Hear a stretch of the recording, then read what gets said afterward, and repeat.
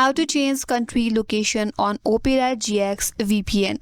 Hi everyone, this is Kate here and welcome back to the channel. And on today's video, I will guide you how you can change country location in Opera GX VPN. So without further delay, let's get started. First of all, open up Opera GX in your device. Navigate to the settings icon from this menu bar at the bottom left corner. And in the search bar, type in VPN. After you search for it, you will have this VPN enable option. You have to turn on this toggle first.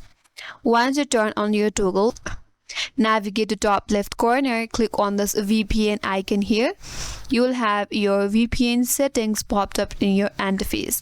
Now to change your country location, click on optimal location. So these are the locations that you can change to.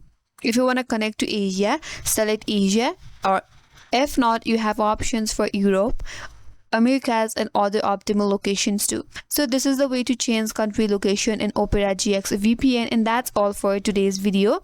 Hope this video was helpful, and if you're new to our channel, consider subscribing. Thanks for watching and stay tuned for more videos.